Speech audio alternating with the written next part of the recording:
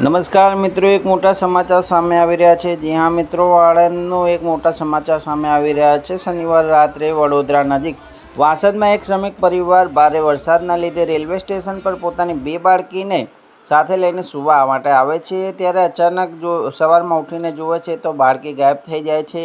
ટ્રેનની અડફેટે આવેલી બાળકીનો મૃતદેહ ત્યાંથી રેલવે પાટા પરથી મળી આવતા સીસીટીવી જોવામાં આવે છે। ત્યારે એક વ્યક્તિ બાળકીને લઈ જતો નજરે આવે છે। બાળકીનું પોસ્ટમોર્ટમ થતાં દુષ્કર્મ આચર્યાનું હોવાનું પણ સામે આવ્યું હતું। તેમજ સ્ટેશનમાં બાળકી ઉઠાવી જતા વ્યક્તિની ઓળખ સુરેશ પરમાર તરીકે થઈ હતી।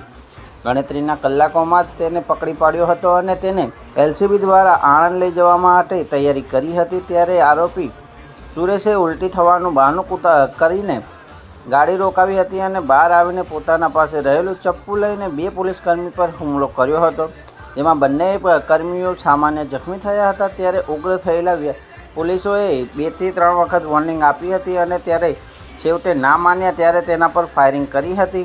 2 ગોળી વાગતા આરોપીનું ત્યારે મોત થયું હતું। તેને હોસ્પિટલ લઈ ગયા હતા, પણ ત્યાં સારવાર દરમિયાન તેનું મોત થયું હતું। તો મિત્રો, તમારું શું કહેવું છે કે દરેક આરોપી સાથે આવું જ કરવું જોઈએ? જો એ વ્યક્તિએ રેપ કર્યો છે અને તેને જાણી જોઈને આ પોલીસવાળાએ માર્યો છે, તો શું મિત્રો તમારું શું કહેવું છે કે તેમને સાચું કર્યું કે ખોટું? મારું કહેવું તો એમ જ છે કે આ બહુ સારું કામ કર્યું છે અને આના કારણે ઘણા બધા રેપ પણ અટકી શકે છે। તો તમારું શું કહેવું છે તે જરૂરથી કમેન્ટ બોક્સમાં લખજો।